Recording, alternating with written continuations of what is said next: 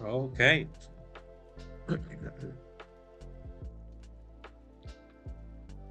Vamos a ver. Let's see what we do today. I mean, I know what I'm gonna do.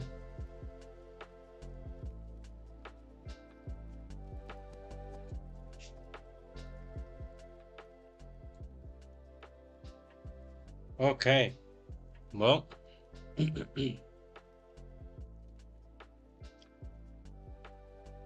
today I am going to try to write the plot points for each of the characters of my main story, the book that I'm trying to write. I have done this many times before, but I lost the papers or lost the pictures of the whiteboard.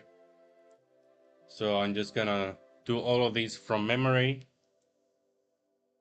and try to have a plan for each character, what they're going to do, uh, and make it somewhat like step by step. And then that I will put in this area that is what the characters are gonna be doing in each chapter.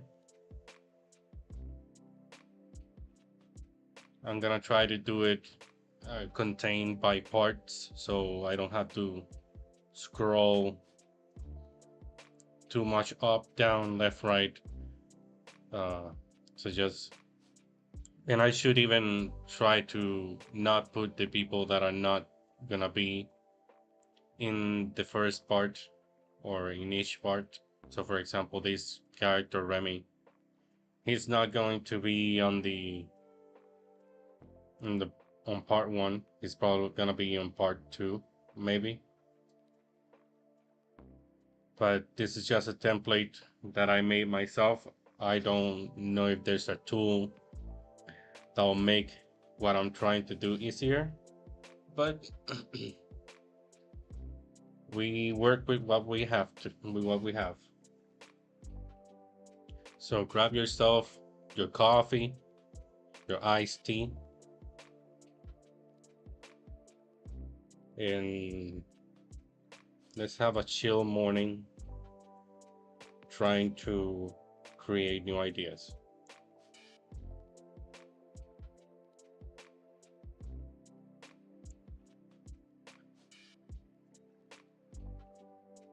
Okay. So, by the way, I don't know if I need to share too much about these characters. I'm just gonna explain it because I'm also using a software called, I'm gonna show it here. Uh, l- what is it called now? Lore Forge. And I found that this is really cool.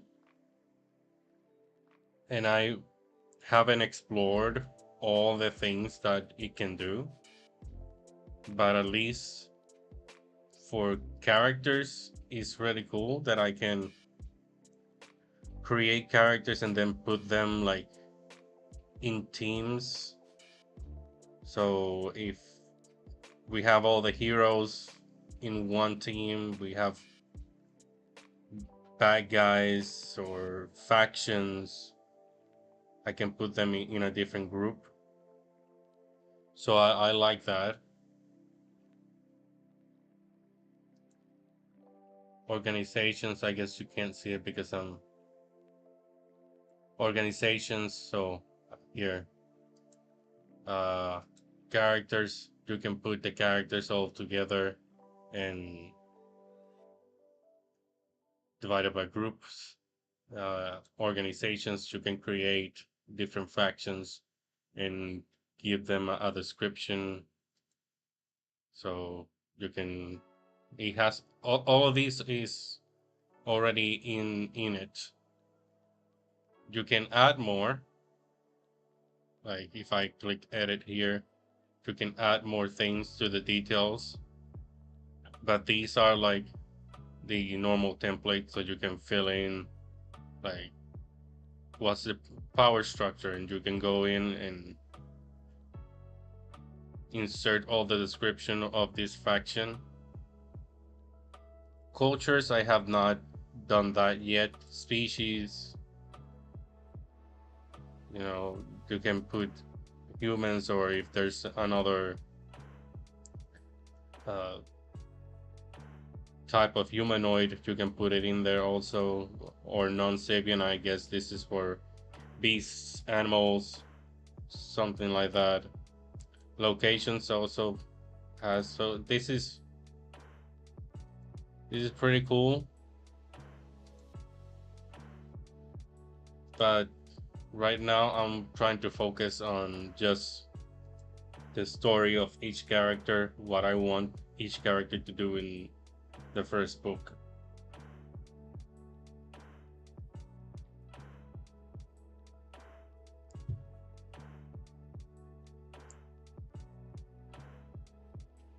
So William.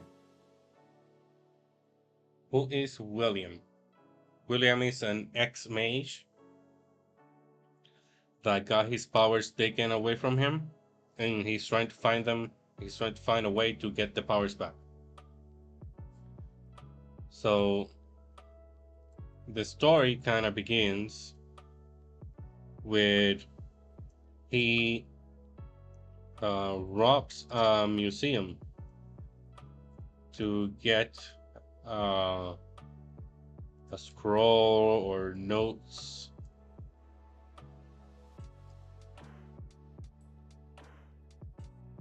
that can give him information about how to get his powers back.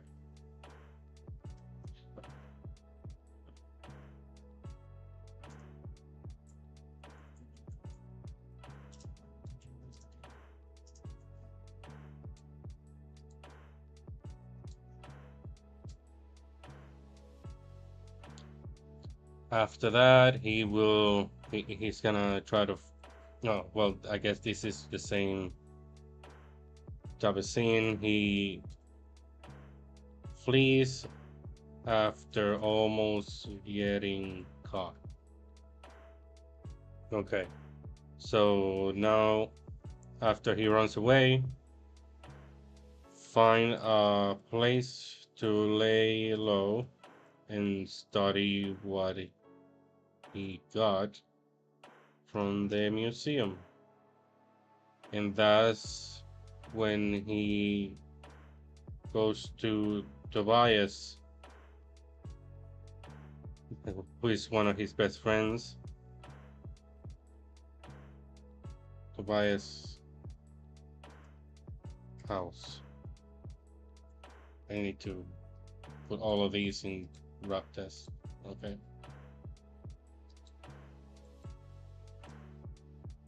He then meets the. Well, he doesn't meet. He's not supposed to meet her for the first time.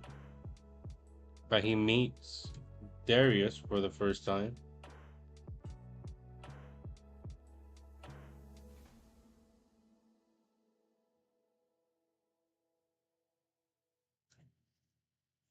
He also agrees to teach the kids some magic, because even though he can't use it, he can teach it because he knows how to use it.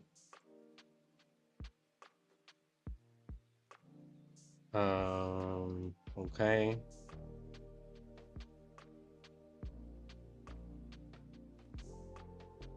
After that,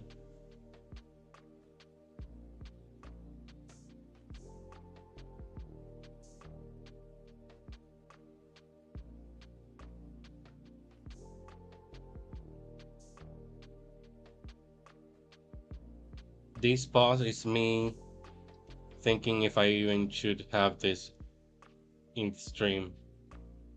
But here we are.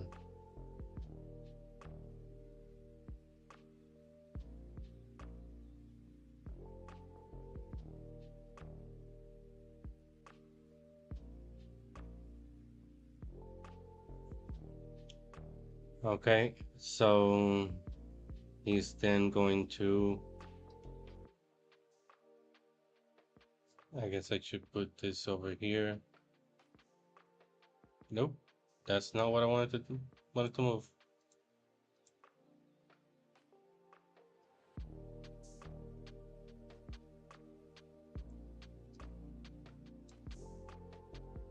There we go.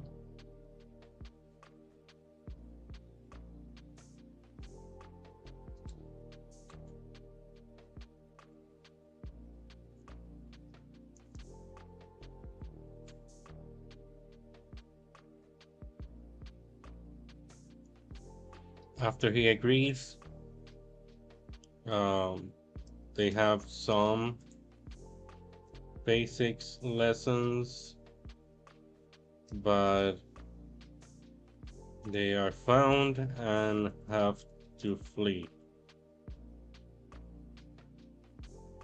That's when he decides to go to Remy's place. Rebel hideout.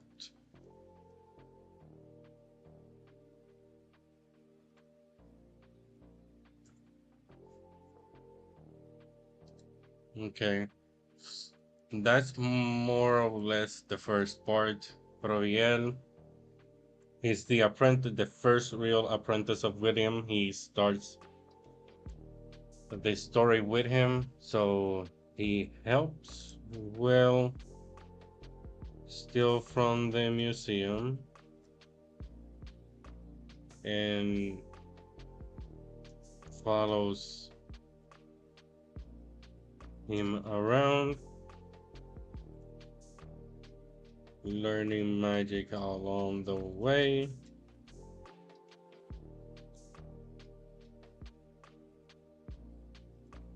At this point, Proviel has already been William's apprentice for a little bit. Let's see. When they reach Tobias' house, what would he do in that time? I guess he gets to know Esther and Darius because he hasn't had much interaction with people his age because he's always with William, and William from the get-go, he is like a criminal for the Republic, the government doesn't like him. He knows a little too much. So he's already being marked, like he has a bounty when the story begins. So Proviel, being his apprentice, has to hide from the authorities from the beginning also. So they're just both hiding, and Proviel is mostly interacting with William or with people that William interacts with. So he doesn't interact a lot with people his age. Therefore, when he meets Esther and Darius, Esther is Tobias' daughter. Darius is a kid they pick up. I'll explain that when I get here. Yeah, it will be interesting to see how I can make that interaction work.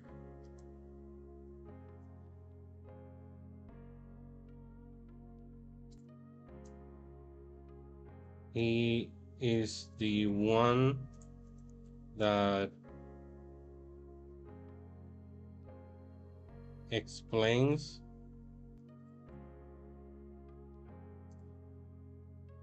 the magic.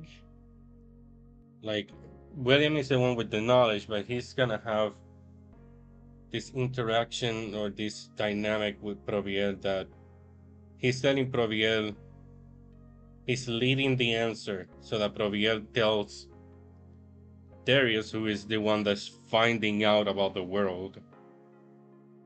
He's he would be the main character, Darius, if William wasn't the one that's actually driving the story, because this is practically all driven by William, and the others are together and they have their subplots. But the one that's driving the story for now is William.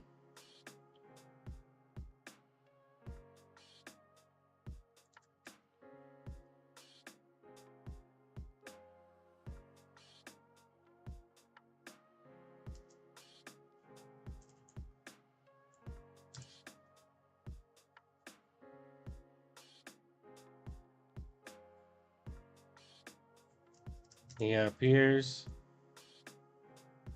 to be a bit of a know it all.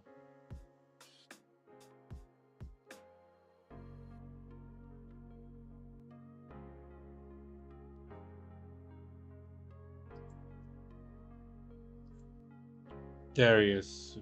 This is probably one of the, along with William, he's the character that has the most meat in the story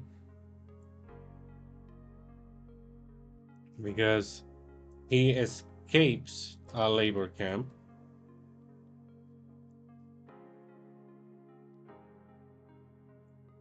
He grew up as a slave with his family.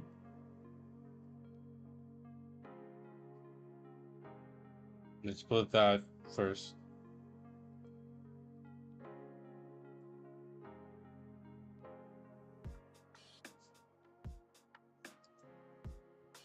He doesn't know anything. No, he doesn't know that. Let's see. Okay.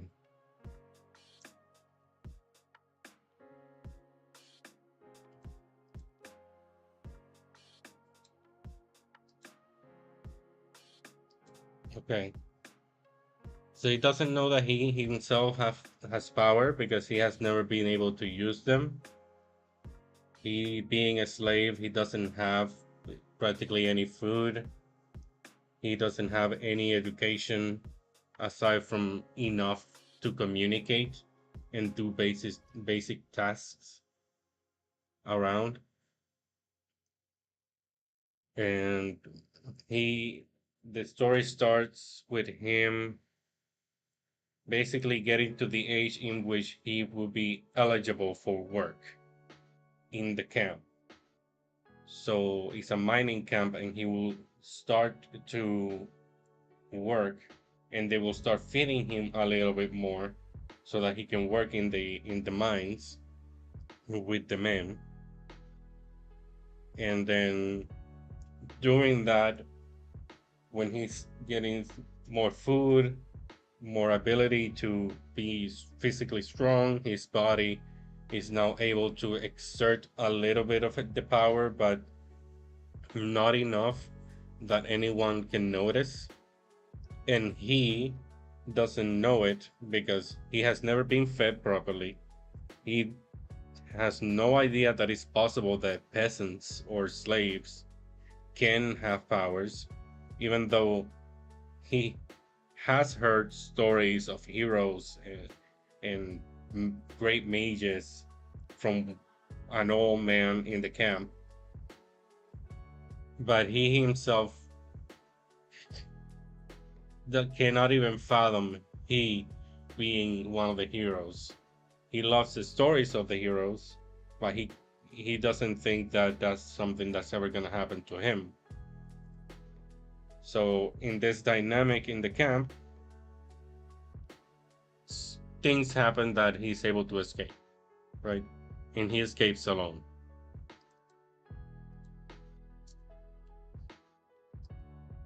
Spends, I don't know, let's put days in the forest alone, fleeing until he is rescued by Tobias and Esther.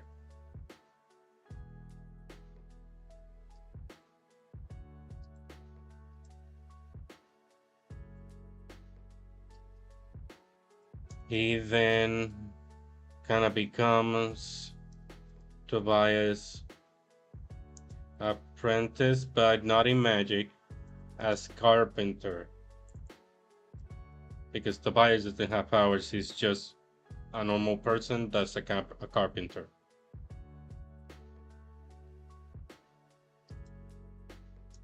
When William arrives, that's when he starts to learn what magic is. Esther, daughter of Tobias, she has powers but has grown up hiding them, afraid that the government might take her. Because the government takes people with powers into their ranks and doesn't return them to their families unless you are already like in the city, in the capital, and those people get privileges. Like if your child has powers, then you can give the government your child and you will receive benefits, and your child can become a soldier, a mage that can be used, for the betterment of society. And those families get benefits for willingly giving their children to the cause, the expansion of the republic.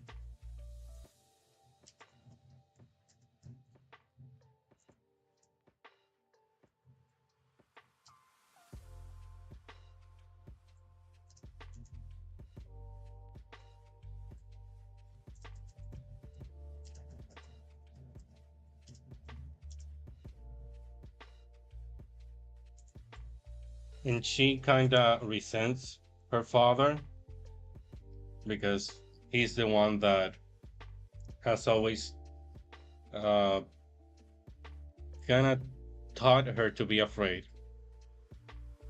So she wants to be able to help people. She knows a little bit of what her power is, and she wants to help people, but because of what she has been taught, then she's always hiding who she is a little bit, like Clark Kent in Smallville, you know, that he has powers and occasionally he might help people, but he always does it in a way that people don't know it was him. It's almost the same uh, with her.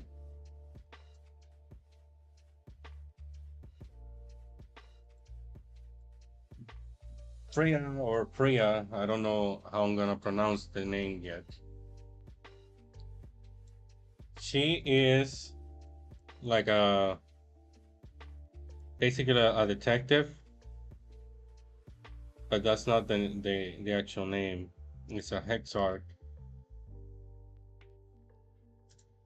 mage detective,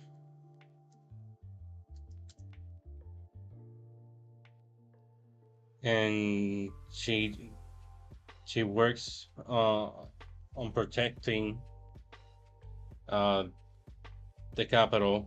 Just works in the force, basically just a police. And she is the one that almost captures William in the beginning. She is given the mission to find him.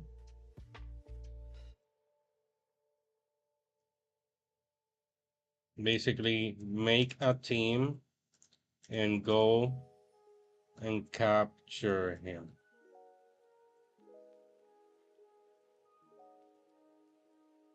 Or consequences. Something like that.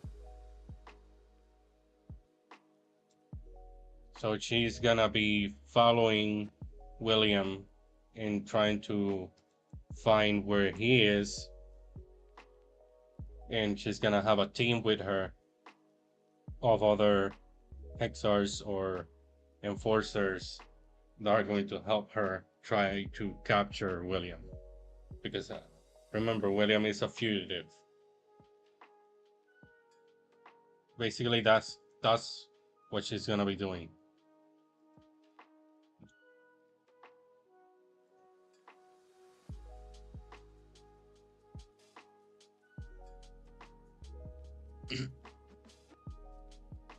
Yeah, I think that for now that's a good starting point for these characters. These are gonna be like the proper protagonists, main characters, major characters of the story. The ones that actually have stuff that are going is going to appear the most in the chapters.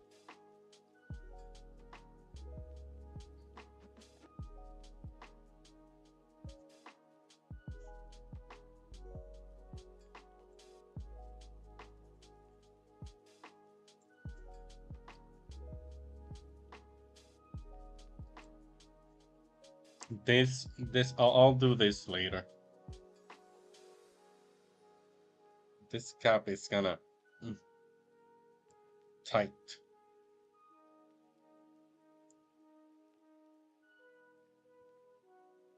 Okay, let's see here.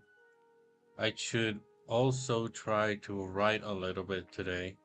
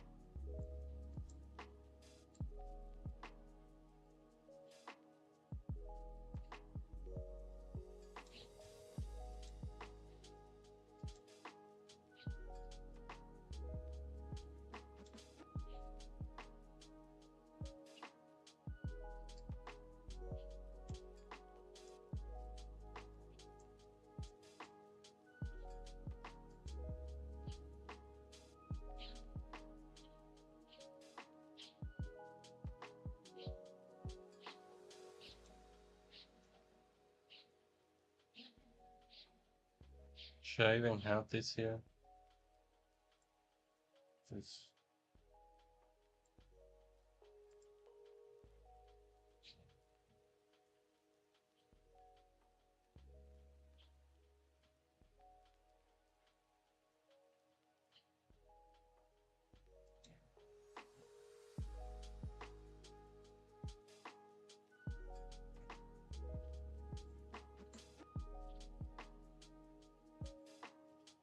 Let me adjust the cap a little bit because this thing is annoying today.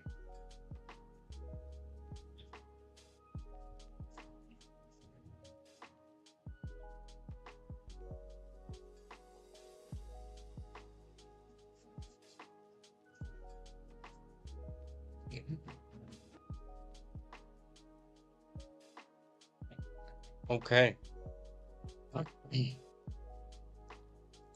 Well,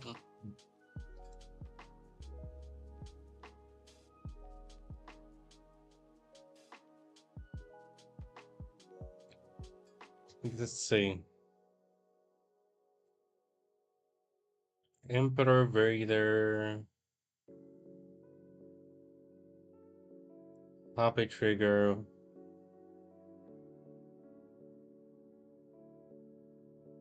I think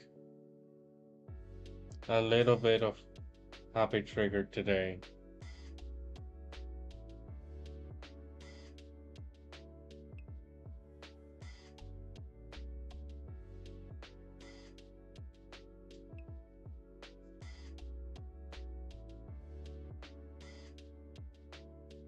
I have actually 2 points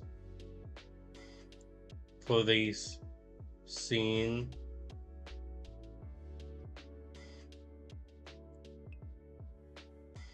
This is where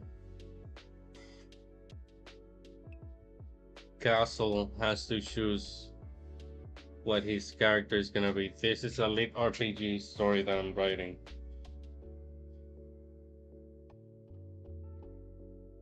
So he was already taken from his world or put into the system, and the representative, the kind of system AI, explained the situation to Miguel Castillo, who will be calling Castle.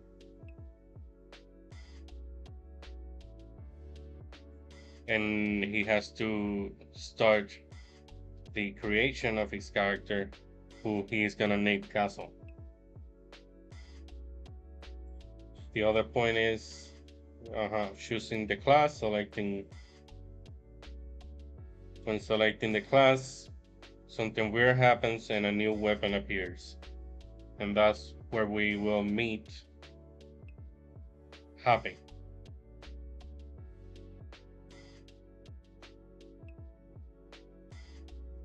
Okay. Let's see if I can find something.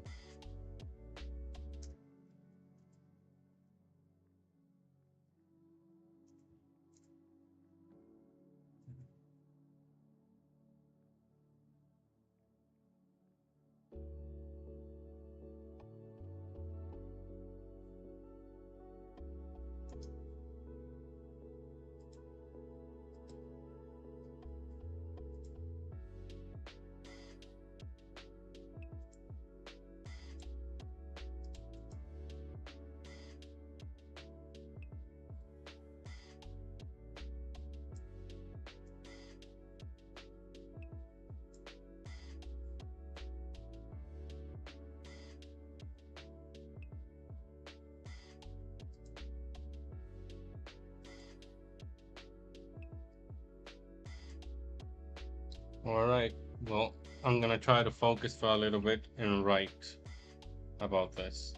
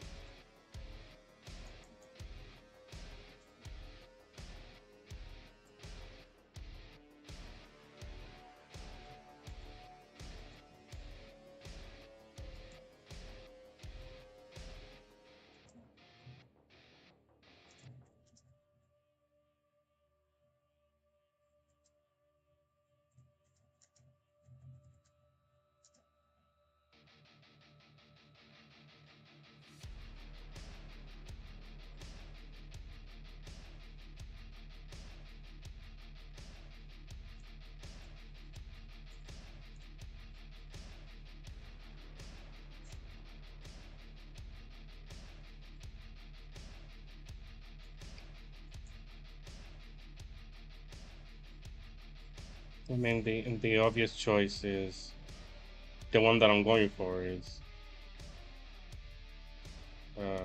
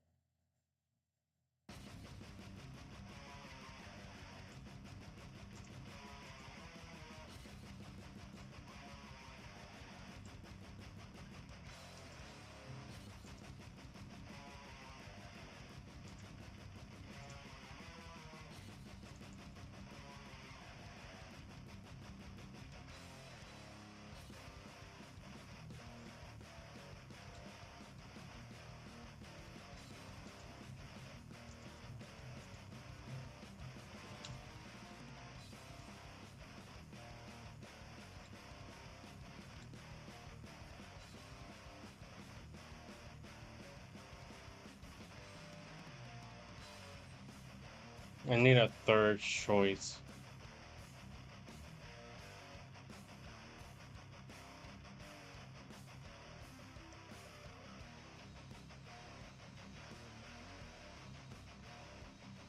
Whatever.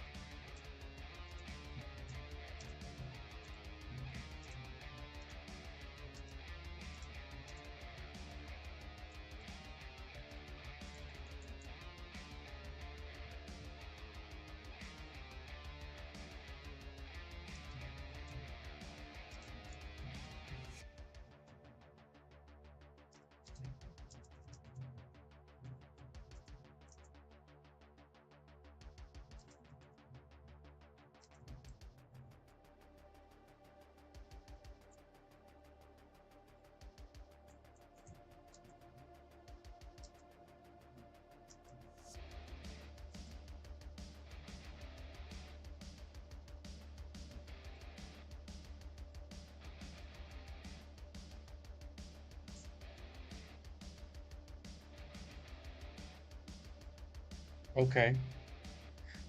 I always do this. I always do the same thing. I put the focus session right here and I never click start. So I don't know how long I have been writing. I always do that. I just start writing and forget that I have that thing in.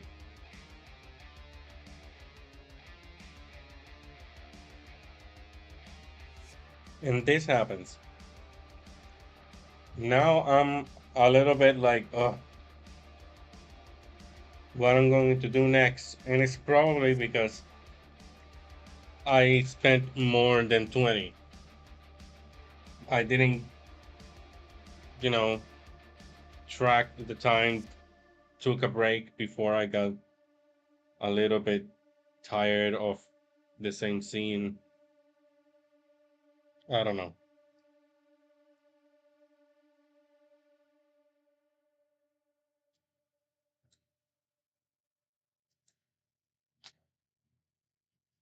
Let's take a break, a quick break, and answer some messages that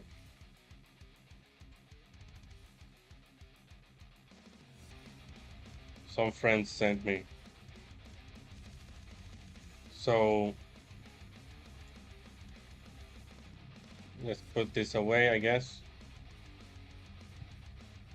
They're asking, you only get two of these. So I can only answer, I can only choose two.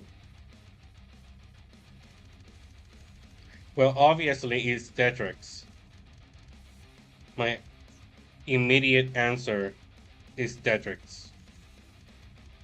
I have it on my phone, I play it all the time. So,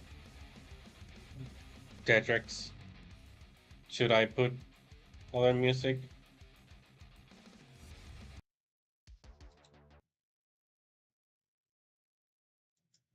Let's see.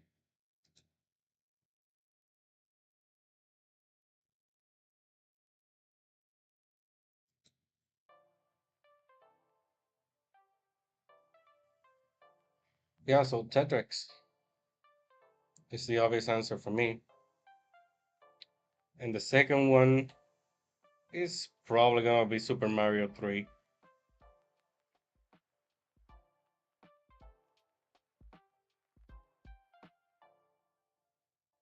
Yeah, Tetrix and Super Mario 3.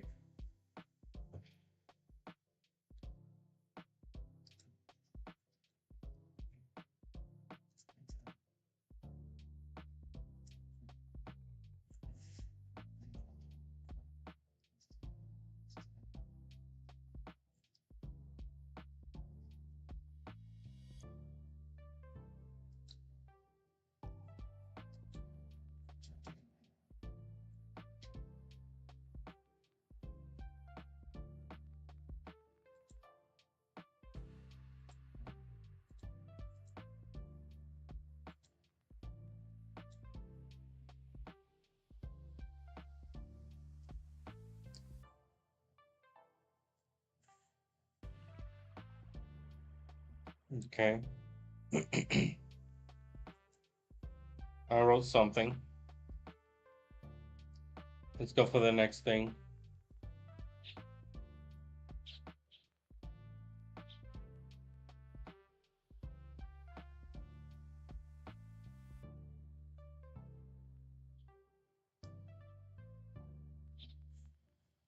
All right. I I forgot about this. I bought this trilogy, the Star Wars trilogy, the Tron trilogy, Heir to the Empire, Dark Force Rising, and The Last Command. And I'm going to actually read this for the first time. I finished the other Tron trilogy that is just about Tron and how he was integrated into the Empire. Liked it a lot. Uh, let's see. The first book which is just Tron, I liked more in terms of Tron's interactions. I I ended up liking our Enterprise scenes more than I thought that I would. At the beginning, I was like, this girl again, why are we following her? Let me put.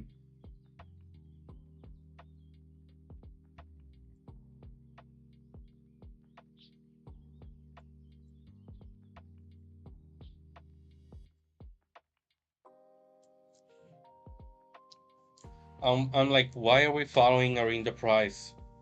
What does she has to do with Tron? But I ended up liking her story, and then she became useful for Tron. So that was cool. Then the second one, what was it called? Oh, it's right there. Alliances. Alliances, like that was my favorite of the three. Uh, just the interactions between Tron and Skywalker, and then Tron with Vader, past and present, how they both aligned, and how the interaction between the two, it was very good. And yeah, of the three, the second is a solid one. Treason is decent. It's just, I don't know. I don't think it was satisfying how it ended, because I thought that it was gonna be, the ending of a trilogy, but it basically ended with just Tron meeting with, like, he was gonna meet with Palpatine in the future. So what was the consequences? I guess the consequences is just he wasn't gonna get funding, but there was still no real conclusion, and I got pissed off. So yes, look at this guy, huh? You look at this face and you tell me you aren't intimidated. And I guess this is Legends now. This is not canon anymore, because this is gonna follow the children of Leia and the children of Anakin, I think. So this is no longer canon because the movies don't have, you know, aside from Ben Solo, Kylo Ren, but these are very different characters. So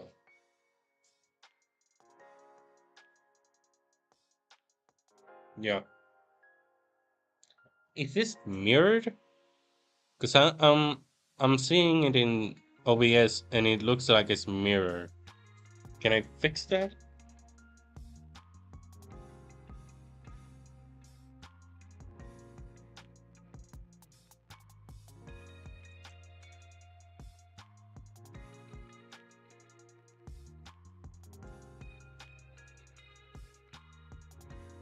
Or is it mirrored just for me? Let's see the stream.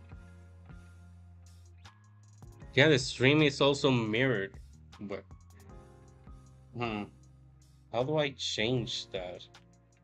I don't like that because like, if I'm showing you this, you can't really read it unless you're really good at reading backwards.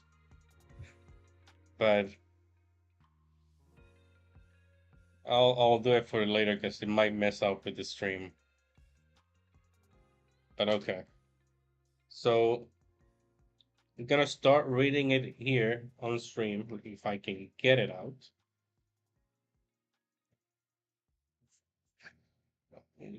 You don't want to be read? Come on, get out of there. Okay.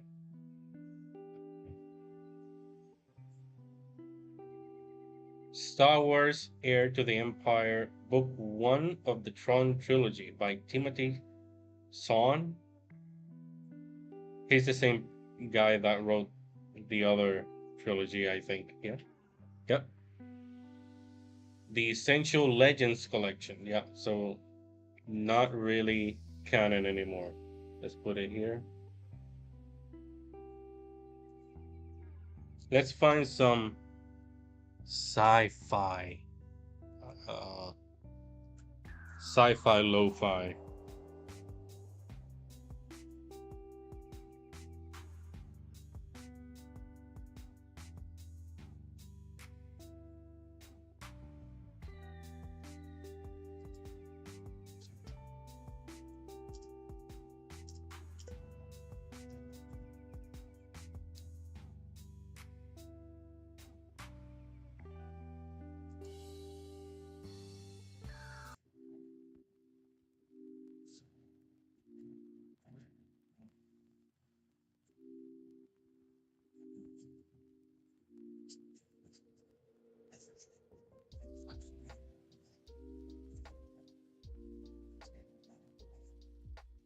Okay.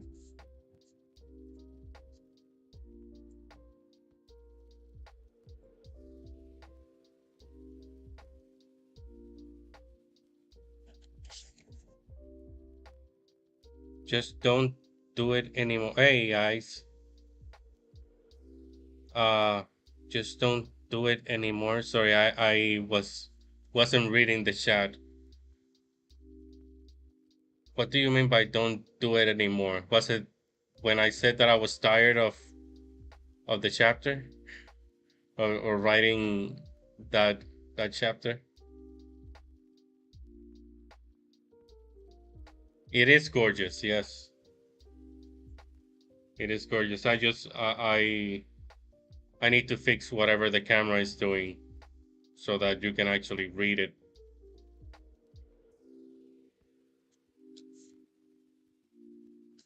But yeah, I'm gonna be reading chapter 1. Let's see how long it is.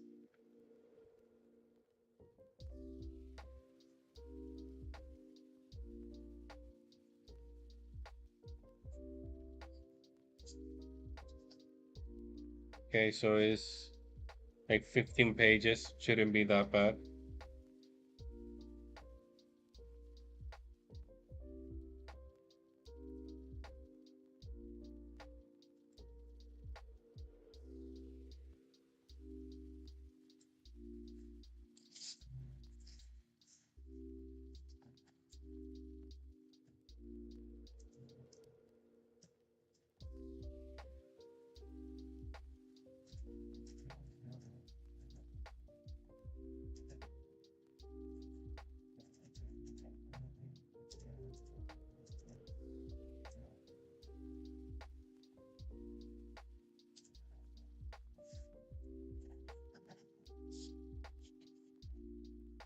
Okay, so sure, let's read chapter 1. Let's close this.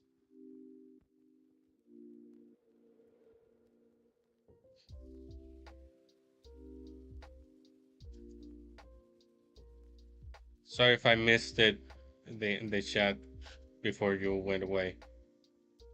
I was trying to figure out some stuff in the OBS. But we're good now, and let's read this chapter 1 of Heir to the Empire.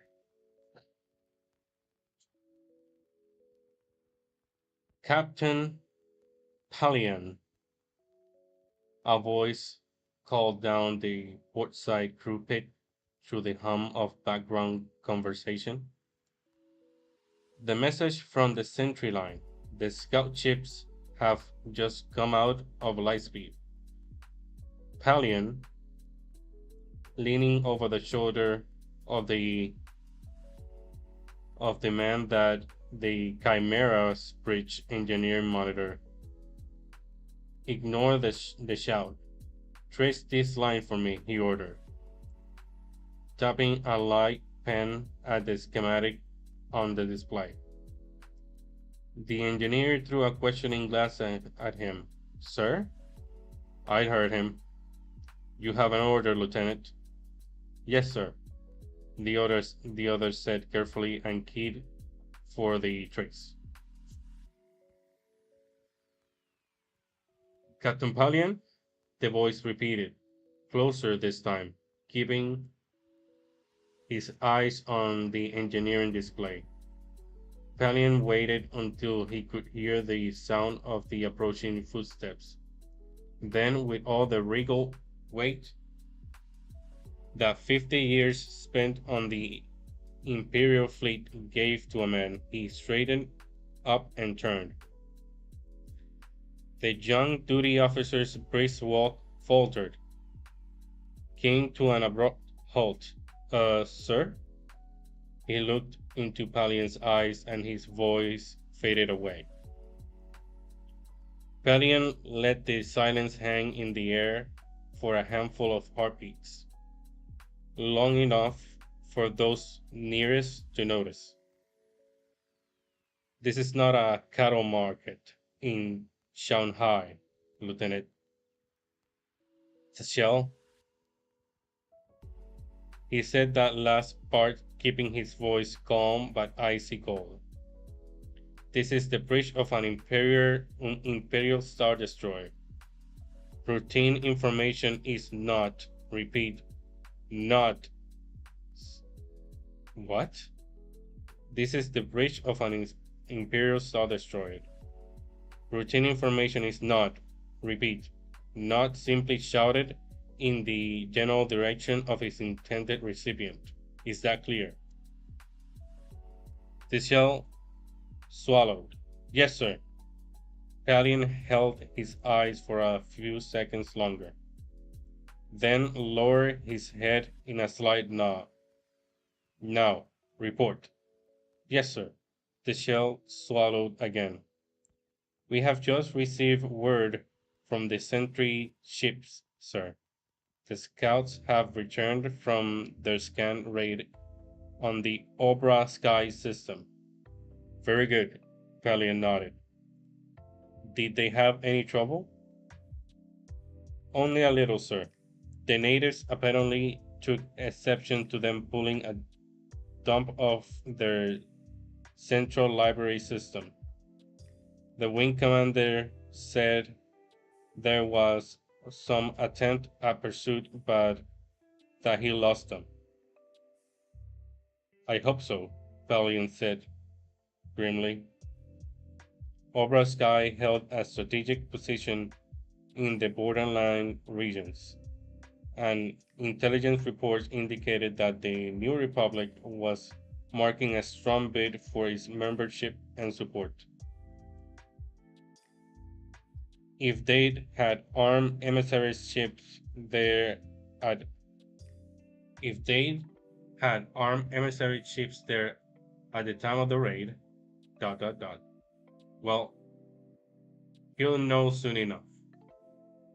Have the wing commander report to the bridge ready room with his reports. Oh, have the wing commander report to the bridge ready room with his report as soon as the ship are aboard. He told the shell and have the sentry line go to yellow alert. Dismissed. Yes, sir. Spinning around with a reasonably good imitation of a proper military turn, the lieutenant headed back towards the communications console. The young lieutenant, which was Pallian thought with a trace of all bitterness, where the problem really lay. In the old days, at the height of the Empire's power, it would have been inconceivable for a man as young as Tischel to serve as a bridge officer aboard a ship like the Chimera. Now, he looked down at the equally young man at the engineering monitor. Now, in contrast, the Chimera had virtually No one aboard except young men and women. Slowly, Panion let his eyes sweep across the bridge, feeling the echoes of old anger and hatred twist through his stomach. There had been many commanders in this fleet, he knew, who had seen the Emperor's original Death Star as a blatant attempt to bring the Empire's vast military power more tightly under his direct control, just as he's already done with the Empire's political power. The fact that he had ignored the battle situation's proven vulnerability and gone ahead with the second Death Star had merely reinforced that suspicion. There would have been few in the fleet's upper echelons who would have genuinely mourned its loss. If it hadn't, in its death throes, taken the Superstar Destroyer executor with it. Even after 5 years, Pelion couldn't help but wince at the memory of that image, the executor, out of control, colliding with the unfinished Death Star, and then disintegrating completely in the battle station's massive explosion. The loss of the ship itself had been bad enough, but the fact that it was the executor had made it far worse. That particular superstar destroyer had been Darth Vader's personal ship, and despite the Dark Lord's legendary and often lethal capriciousness, serving aboard it had long been perceived as the quick line to promotion, which meant that when the executor died, so also did a disproportionate fraction of the best young and mid-level officers and crewers. The fleet had never recovered from that fiasco. With the executor's leadership gone, the battle had quickly turned into a confused rout, with several other Star Destroyers being lost before the order to withdraw had finally been given. Palian himself taking command when the Chimera's former captain was killed, had done what he could to hold things together, but despite his best efforts, they had never regained the initiative against the rebels. Instead, they had been steadily pushed back until they were here, in what had once been the backwater of the Empire, with barely a quarter of its former system still under nominal Imperial control. Here, aboard a Star Destroyer manned almost entirely by painstakingly trained but badly inexperienced young people, many of them conscripted from their home worlds by force or threat of force. Here, under the command of possibly the greatest military mind the Empire had ever seen, Pelion smiled, a tight, wolfish smile, as he again looked around his bridge. No, the end of the Empire was not yet, as the arrogantly self-proclaimed New Republic would soon discover. He glanced at his crown. 215. Grand Admiral Thrawn would be meditating in his command room now. And if Imperial procedure frowned on shouting across the bridge, it frowned even harder on interrupting a Grand Admiral's meditation by intercom. One spoke to him in person, or one did not speak to him at all.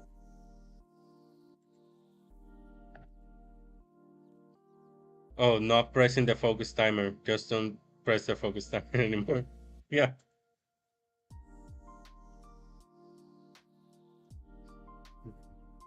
Let's see. Okay. Continue tracing those lines, Fillion ordered the engineering lieutenant as he headed for the door. I'll be back shortly. The Grand Admiral's new command room was 2 levels below the bridge, in a space that had once housed the former commander's luxury entertainment suite.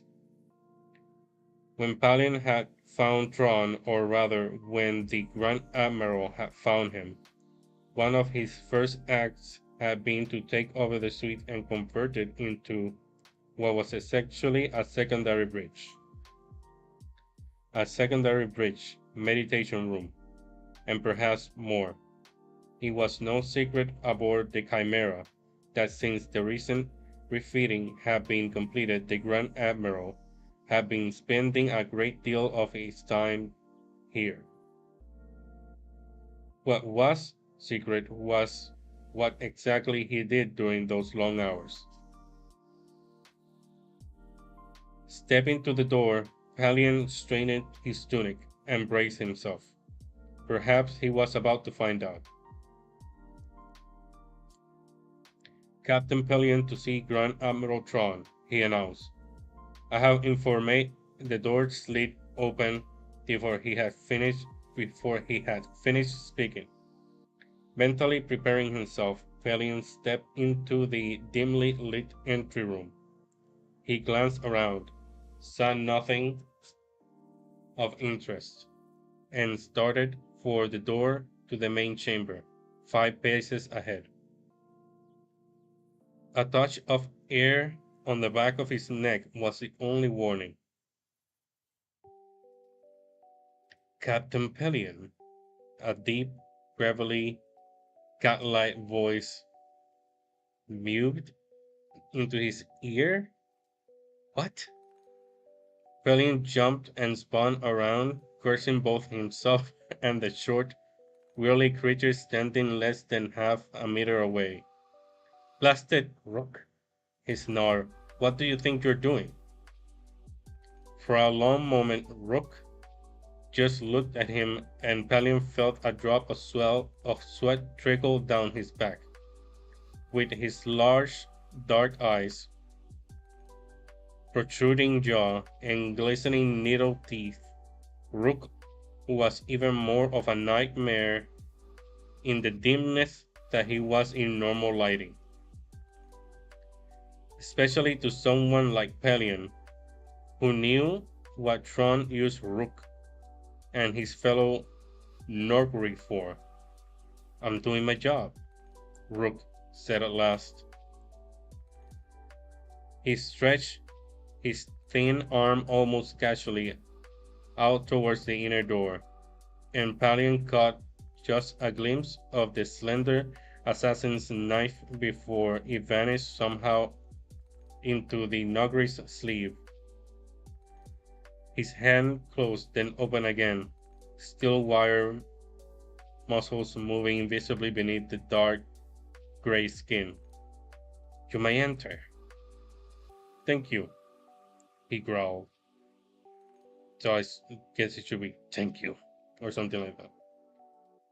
Straightening his tunic again, he turned back to the door. It opened at his approach, and he stepped through into a softly lit art museum. He stopped short, just inside the room, and looked around in astonishment.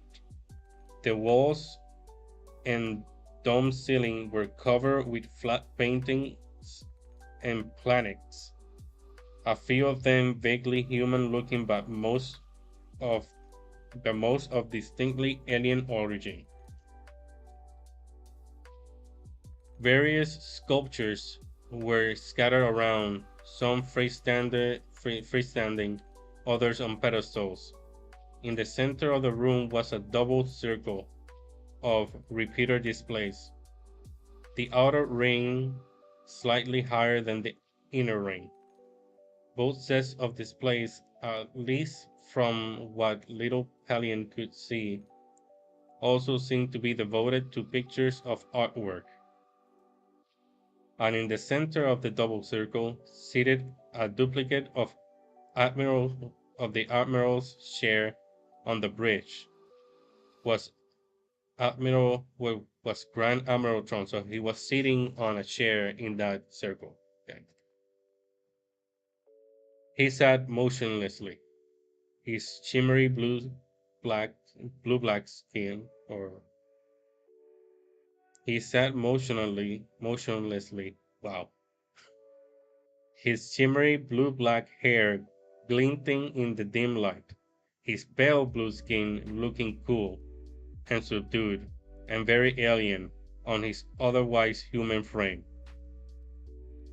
His eyes were nearly closed as he leaned back against the headrest, only a glint of red showing between the eyelids. Pelion licked his lips, suddenly unsure of the wisdom of having invaded Tron's sanctum like this. If the Grand Admiral decided to be annoyed, dot dot dot. Come in, Captain, said Tron, his quietly modulated voice cutting through Pelion's thoughts, eyes still closed to slit. He waved his hand in a small and precise measured motion. What do you think? It's very interesting, sir, was all Pelion could come up with as he walked over to the other display circle. All holographic, of course, Tron said, and Pelion thought he could hear a note of regret in the other's voice. The sculptures and flats both. Some of them are lost. Many of the other are on planets now occupied by the rebellion. Yes, sir. Pelion nodded. I thought you'll want to know, Admiral, that the scouts have returned from Obroa Sky System. The wing commander will be ready for debriefing in a few minutes. Tron nodded. Were they able to tap into the central library system? They got at least a partial dump, Pelion told him.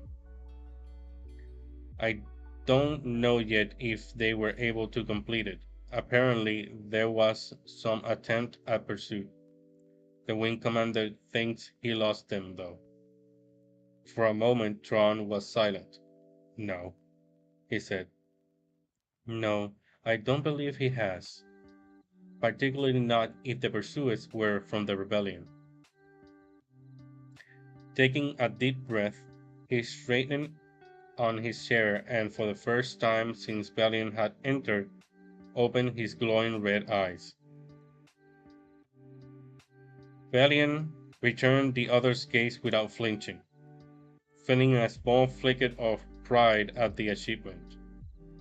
Many of the Emperor's top commanders and courtiers had never learned to feel comfortable with those eyes, or with Tron himself for that matter, which was probably why the Grand Admiral had spent so much of his career out in the unknown regions, working to bring those still barbaric sections of the galaxy under Imperial control.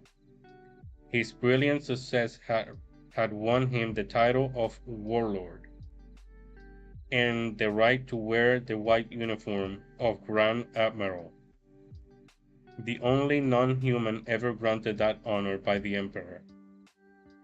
Ironically, it had also made him all the more indispensable.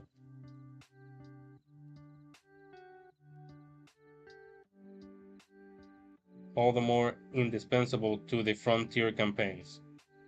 Pelion had often wondered how the Battle of Endor would have ended if Tron, not Vader, had been commanding the executor. Yes, sir, he said. I've ordered the sentry line onto yellow alert. Shall we go red? Not yet, Tron said. We still have a few minutes. Tell me, Captain, do you know anything about art? Uh, Not very much, Palian managed. Thrown a little by the sudden change of subject. I've never really had much time to devote to it. You should make time. Thrawn gestured to a part of the inner display circle to his right. Safa paintings, he indicated them, circa 1550 to 2200, pre-Empire date. Note how the style changes right here. At the first contact with the Tenkora, over over there, he pointed to the left hand wall, are examples of Haunid Extrasa art. Note the similarities with the early Safa work, and also the mid 18th century pre-N. Vath pre Flasco. These names. Sorry. Yes, I see, Pelion said, not entirely truthfully. Ambro, shouldn't we be. He broke off as a chill whistle split the air. Bridge to Grand Admiral Tron. Lieutenant Tuchel's taunt voice called over the intercom.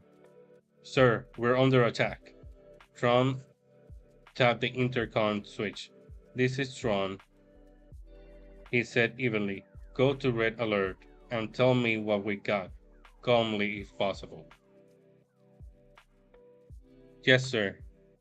The muted alert lights began flashing, and Pelion could hear the sound of the klaxons baying faintly outside the room.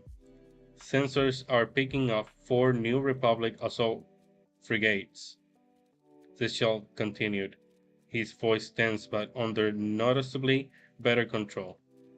Plus, at least 3 wings of X-Wing fighters, symmetric Cloud V formation, coming in on our scout ship's vector. Pelion swore under his breath, a single star destroyer with a largely inexperienced crew against 4 assault frigates and their accompanying fighters. Run engines to full power, he called towards the intercom. Prepare to make the jump to light speed. He took a step towards the door. Relay that jump order, Lieutenant, Thrawn said, still glazily calm. TIE fighter crews to the station. Activate the deflector shields. Palion spun back to him. Admiral? Thrawn cut him off with an unsurprised hand. Come here, Captain, the Grand Admiral ordered. Let's take a look, shall we? He touched the switch and abruptly the art show was gone. Instead, the room had become a miniature bridge. Monitor with helm, engine, and weapon readouts on the walls, and double display circle. The open space had become a holographic tactical display. In one corner, a flashing sphere indicated the invaders. The wall display nearest to it gave an ETA estimate of 12 minutes. Fortunately, the scout ships have enough of a lead not to be in danger themselves, Tron commented. So, let's see what exactly we're dealing with. Bridge, order the 3 nearest sentry ships to attack. Yes, sir. Across the room, 3 blue dots shifted out of the sentry line onto intercept vectors. From the corner of his eye, Pelion saw Tron lean forward on his seat as the assault frigates and accompanying X-wings shifted in response. One of the blue dots winked out. Excellent, Tron said, leaning back on his seat. That will do, Lieutenant. Pull the other pull the other two sentry ships back and order the Sector 4 line to scramble out of the invaders' vector. Yes, sir, Tuchel said, sounding more than a little confused. A confusion Pelion could well understand. Shouldn't we at least signal the rest of the fleet? He suggested, hearing the tightness in his voice. The death head could be here in 20 minutes, most of the others in less than an hour. The last thing we want to do right now is to bring in more of our ships, Captain, Tron said. Looked up at Pelion with a faint smile, and a faint smile touched his lips. After all, there may be survivors, and we wouldn't want the rebellion learning about us, would we? He turned back to his displays. Bridge, I want a 20-degree port yaw rotation. Bring us flat to the invader's vector. Superstructure pointing at them. As soon as they're within the outer perimeter, the Sector 4 sentry line is to reform behind them and jam all transmissions. Yes, sir. Sir? You don't have to understand, Lieutenant. Tron said, his voice abruptly cold. Just obey. Yes, sir. Pelion took a careful breath as the displays showed the Chimera rotating as per orders.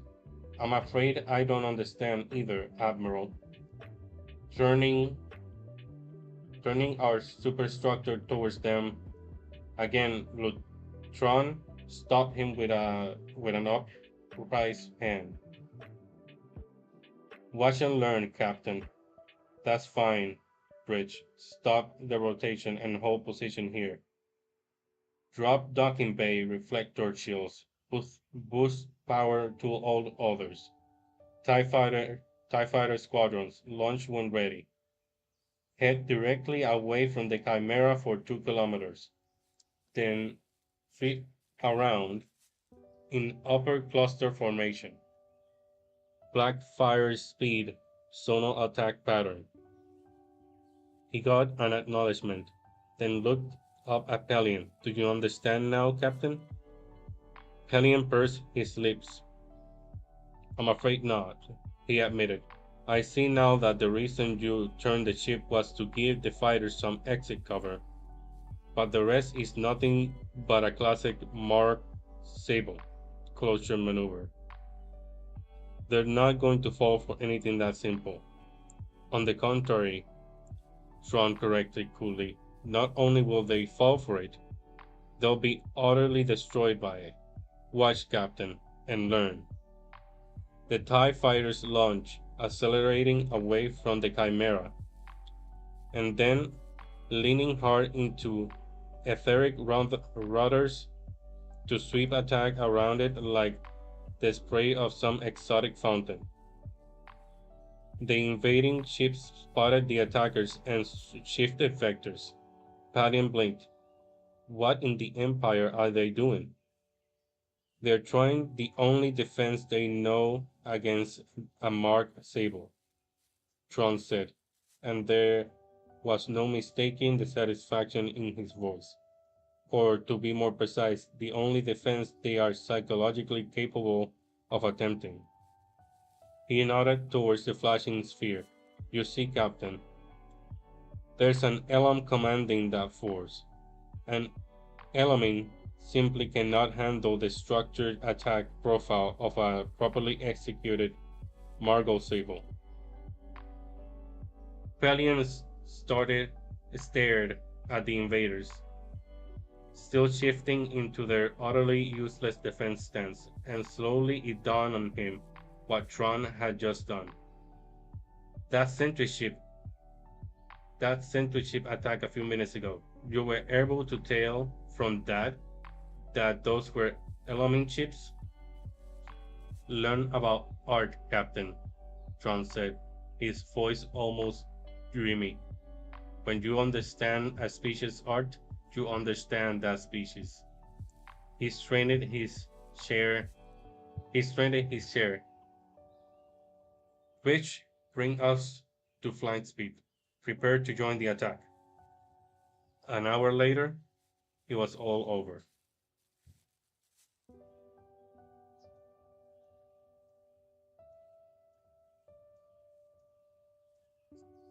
The ready room door slid shut behind the wing commander, and Pelion gazed back at the map still on the display. Sounds like Opera Sky is a dead end, he said regretfully. There's no way we'll be able to spare the manpower that that much pacification would cost. For now, perhaps, Tron agreed, but only for now. Palion frowned across the table at him. Tron was fiddling with a data card, rubbing it absently between finger and thumb. As he stared out the viewport at the stars, a strange smile played around his lips. Admiral? He asked carefully. Tron turned his head, those glowing eyes coming to rest on Palion. It's the second is the second piece of the puzzle, Captain, he said softly, holding up the data card. The piece I've been searching for over a year. Abruptly, he turned to the intercom, jabbed it on. Bridge, this is Grand Admiral Tron. Signal the Death's Head. Inform Captain Harbid will be temporarily leaving the fleet. He's to continue making tactical surveys of the local systems and pulling data dumps whenever possible. Then set course for a planet called Mykir.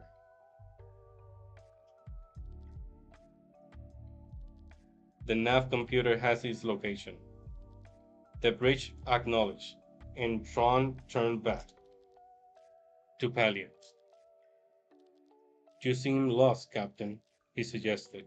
I take it you have never heard of Mykir? Neither have I. Palion shook his head, trying without success to read the Grand Admiral's expression. Should I have? Probably not. Most of those who have been smugglers, malcontents, and otherwise useless dregs of the galaxy. He paused, taking a measured sip from the mug at his elbow. And so will I.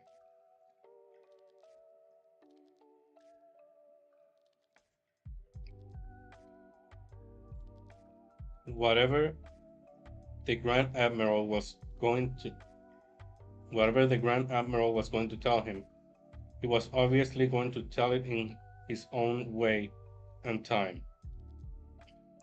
I ran an offhand reference to it some 7 years ago, Tran continued, setting his mug back down. What caught my attention was the fact that although the planet had been populated for at least three, the planet had been populated for at least 300 years, both the Old Republic and the Jedi of that time had always left it strictly alone. He cocked one blue-black eyebrow slightly. What would you infer from that, Captain? Talion shrugged. That if it's a frontier planet, somewhere. Okay. Palion shrugged. That is a frontier planet, somewhere too far away for anyone to care about. Very good, Captain. That was my first assumption, too. Except that's not it. Miker is in fact no more than 150 light years from here, close to our border with the rebellion and well within the Old Republic's boundaries. Tron dropped his eyes to the data card still in his hand. No, the actual explanation is far more interesting and far more useful. Pelion looked at the data card, too, and that explanation became the first piece of this puzzle of yours? Tron smiled at him. Again, Captain, very good. Yes, Miker, or more precisely, one of its indigenous animals, was the first piece. The second is on a world called Wayland. He waved the data card. A world for which, thanks to the Obrans, I have finally have a location. I congratulate you, Pelion said, suddenly tired of this game. May I ask just what exactly this puzzle is? Tron smiled, a smile that sent a shiver up Pelion's back. Why, the only puzzle worth solving, of course, the Grand Admiral said softly. The complete, total, and utter destruction of the rebellion. End of chapter 1. Okay. I was I was kinda before knowing that Timothy wrote it also, I was kinda afraid that it was gonna be a completely different character. But it's the same Tron from the trilogy that I read. Or at least I think so. He seems to behave the same way and talk the same way. That was fun.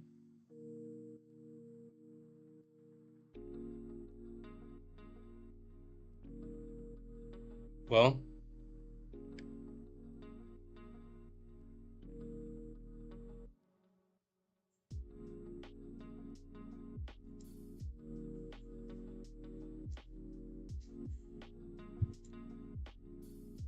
that was cool.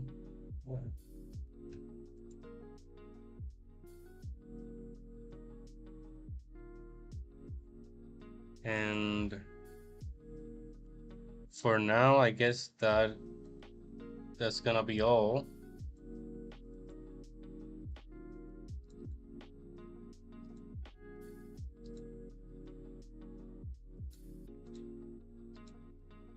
But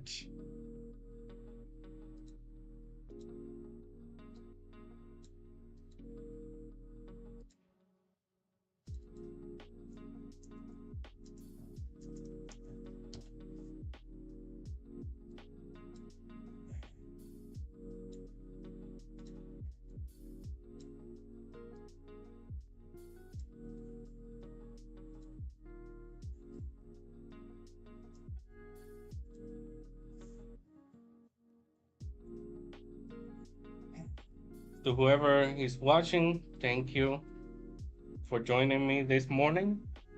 Hope you have a good day, productive,